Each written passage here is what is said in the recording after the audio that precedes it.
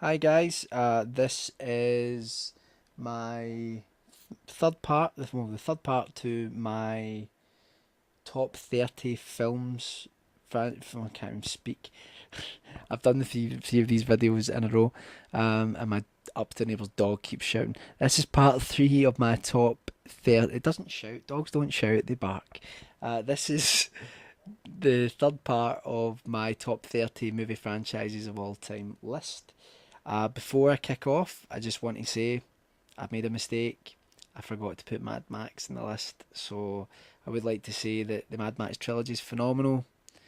Road Warrior is one of the best films ever made.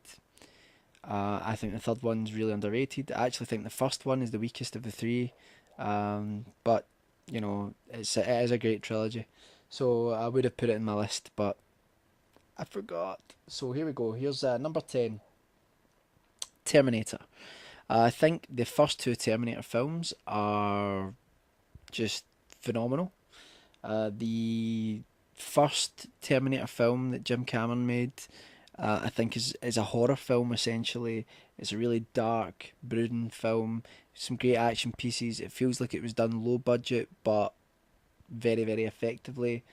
Um, Created a wonderful, well, not a wonderful, a frightening vision of the future, which, and the effects shots are incredible, absolutely incredible for the time, especially. Um, Terminator 2 was a seminal film because of the sheer scope of it, the scale. I think it might have been the most expensive film ever made at the time. I can't remember, but the computer generated effects for uh, the Terminator was just phenomenal. The action scenes were great. The film had heart. It's a great film, but the first film's a horror film. The second one's like a sort of action movie. Um, then you've got the third and fourth ones. I don't know. Third one's okay. It's a good bit of fun. Not as good as the first two, and the fourth film was pretty poor, to be honest. But because the first two are so great, I put Terminator at number 10. At number 9, we have Rocky. Now, a lot of people are going to cringe when I say that, but just hear me out.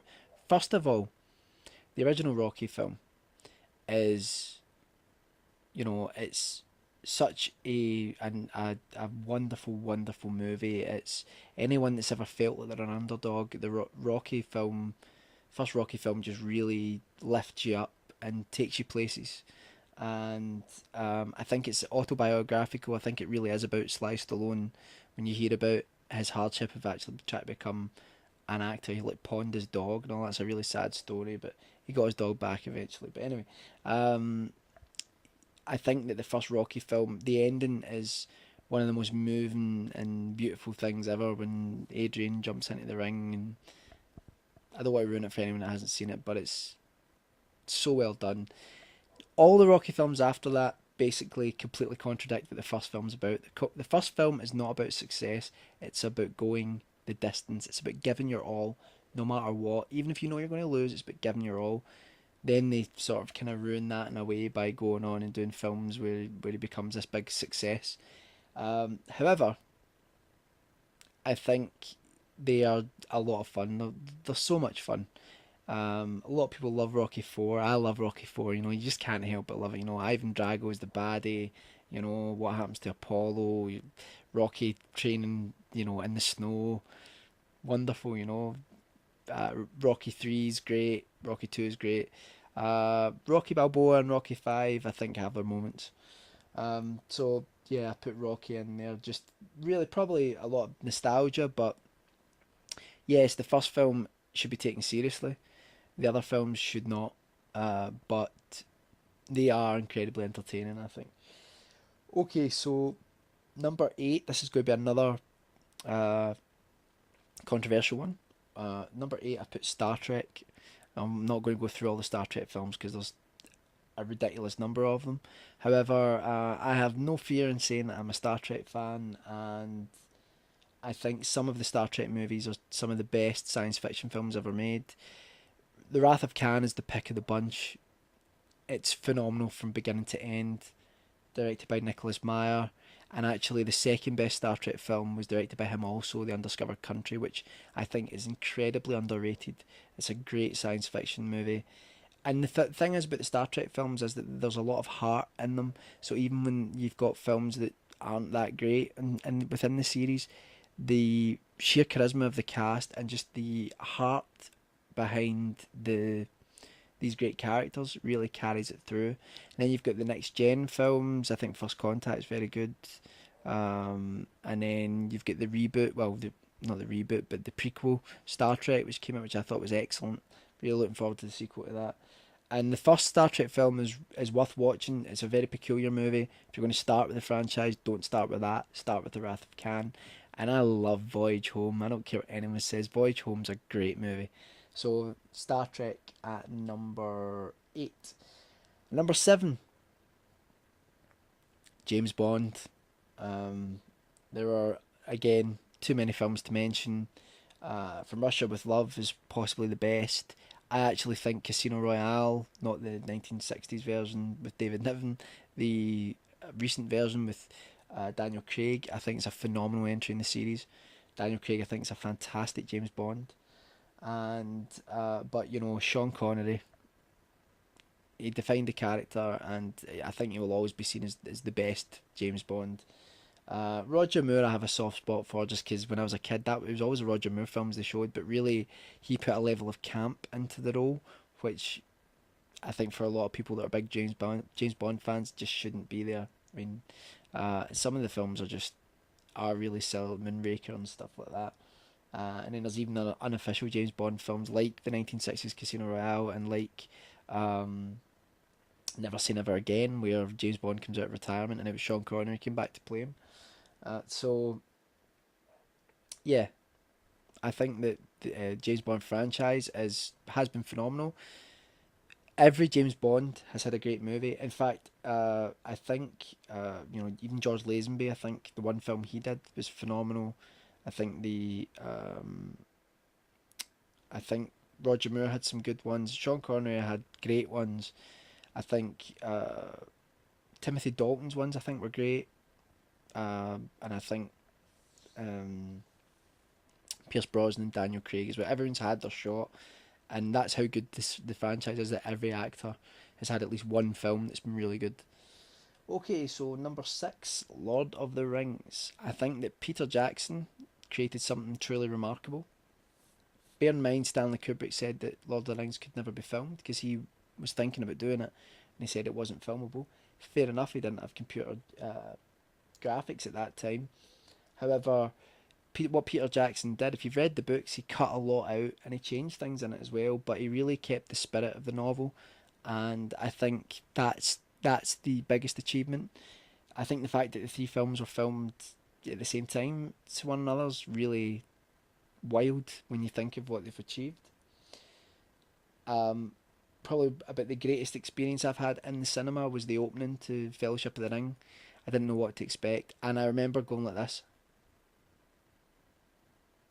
just mouth dropped, hit the floor when that shot, floating shot, going past the battle at the foot of Mount Doom, and looked around and I saw my dad who sat there with his walking stick like that, with his head on his hand, and he, my earliest memories of being told stories as a kid was sitting on my dad's knee and him showing me The Hobbit with pictures of The Hobbit, and he would tell me the stories, what was going on. So really something that means a lot to me and meant a lot to my dad as well.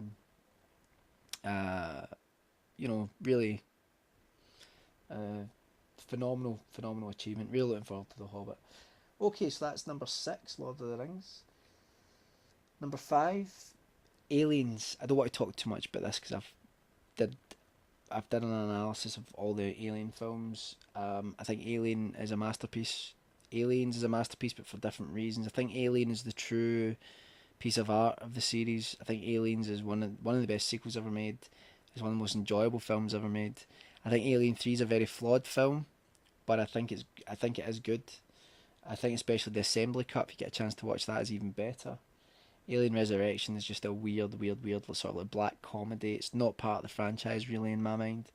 Um, but the first two films are two of the best films ever made, and the third film I think is on its own is a good film. Number four, Indiana Jones.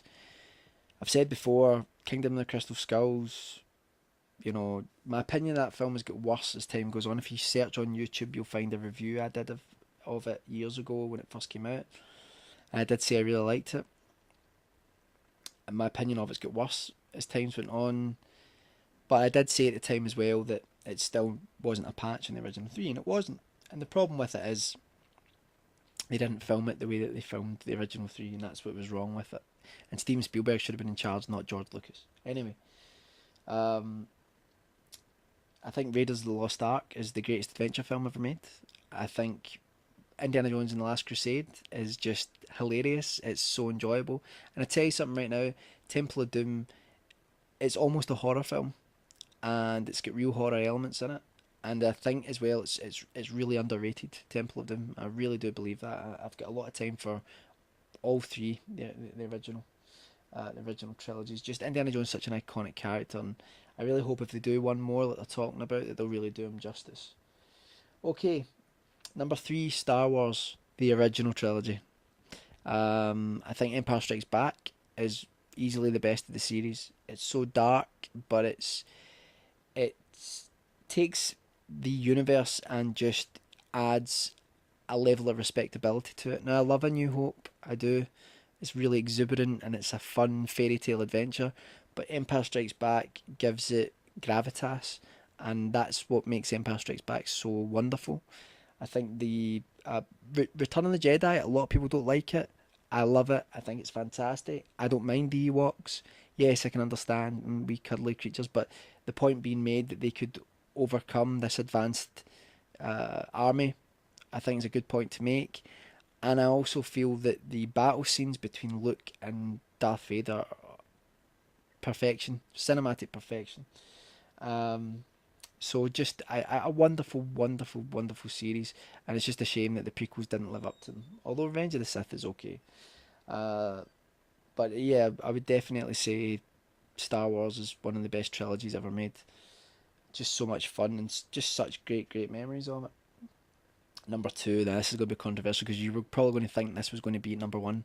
Number two is The Godfather. Um, and there's a reason why it's only at number two, not number one. The reason it's at number two is because despite the fact that Godfather 1 and Godfather 2 are two of the best films ever made, if you don't know what Godfather's about, it's a sort of mafioso crime thriller. The first film is actually quite slow paced. It's about the dawn of this crime family played by Marlon Brando, and how when there's an assassination attempt on him, how his family deal with this. And it's it's the first one's phenomenal, but the second one is really exciting. And it's a sprawling epic. I think it's like, is it like 4 hours long, or can't remember, but it's Godfather Part Two is really incredible. Godfather Part Three, that's why it's only at number two, because it's nowhere near as good as the other two. The two biggest problems in Godfather Part, in fact three, Al Pacino does not play the character like he is an older version of the character we saw in the previous two films. I don't know why, but he doesn't. He doesn't play him as the Michael Corleone that we saw in the other previous films. Sofia Coppola, who to be fair to her was brought in at the last minute because of Winona Ryder had to pull out. You know, she's a great director, but her acting in this film is, it's not as bad as people make out when I've watched it again, but it's pretty poor, and I think it when she's working across people that are great actors like Andy Garcia and Al Pacino, you notice her out of her depth, and that's a problem for the movie. Um, and the third one is that they had to rewrite the film at the last minute because it was meant to centre around the death of Robert Duvall's character, and that never happened. So he pulled out because he wanted to get paid, I think, the same amount that the other characters did, which is fair enough because he's a big part of the franchise, and they wouldn't pay him that. And I think, you know, really each of the films was supposed to be about the death of one of a brother, and it's a shame they had to rewrite the whole thing, and I think you can tell that there's bits of another script in there. But in that being said, there's some great moments. I still really enjoy Godfather Part 3, but I think you should look on it in the same way that Francis Ford Coppola said to look on Godfather Part 3. The whole story is Godfather Part 1 and Part 2. It's about how a good man becomes evil. Godfather Part 3 is an epilogue to the story about that man looking back and feeling bad about the things that he's done and seeing if he can actually somehow redeem himself. Okay, so Godfather Trilogy is wonderful, especially Part 1 and Part 2. So go check those out if you haven't already done so. You probably have. Alright, number 1, top 30 franchises of all time in cinema. Number 1, The Man with No Name. And the reason I put this in higher than Godfather is because there are 3 great films in there. Interestingly, the first film, A Fistful of Dollars, is the weakest by some margin, but it's still better in comparison to something like Godfather Part 3. I think the interesting thing is that the 3 films are kind of strung together by the Clint Eastwood character.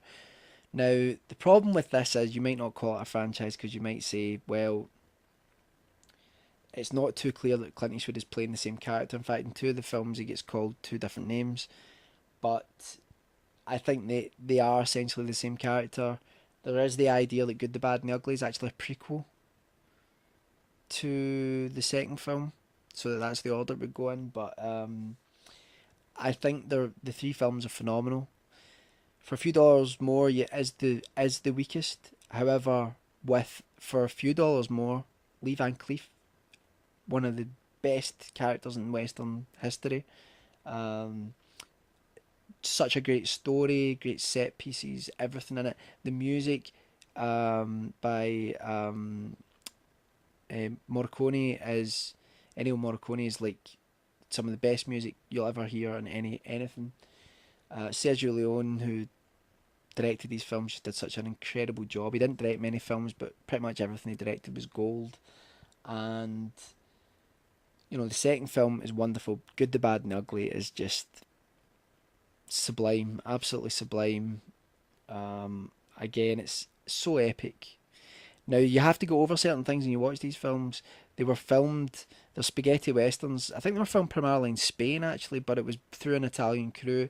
And Italian cinema tended to, I don't know if they still do now, but they tended to film without any sound. And then they dubbed the sound in afterwards, because they would use a lot of actors from different backgrounds, so not everyone was speaking the same language. And you have to go over that some of the films are badly dubbed. But and thing is, I would say as well, if you don't like the idea of watching a western, please just watch Good, the Bad and the Ugly. And if you don't like westerns after that, fair enough. But it is the greatest example, in my opinion, of a musical score, probably. Especially Ecstasy of Gold is one of my favourites. And I think it is the greatest franchise when you look at all the other ones just across the 3 films. Now, there are films outside of that I would, in the other franchises, I would maybe pick and say, well, that one film is better than those 3 films. But I'm talking about across the board, across the 3 films. I think the standard of quality is just phenomenal. And okay, so that is my top 30 film franchise list. I'm sorry if I started getting a bit tired, but I did these 3 films back to back, and it's been the best part of an hour or something like that doing it. And it's the end of the day, and I've had a beer. Anyway, so just one. And so I would really like to know what your favourite franchises are, and what you thought of this. Do you think I should do another top 30 of something? Normally I'm going to stick to top 5s or top 10s, sometimes even top 3s, because top 30 is a bit of overkill. But I started doing a top 5 movie franchise, then I went top 10, and then I had top 15, 20, 25, 30. I just couldn't fit them all in, and there's still some great ones that I missed out. So if you have watched all 3 parts, thanks very much. and my neighbour's shouting again. So I'm going to go and listen in to, you know, hear what they're saying. Not really. But thanks for listening, guys.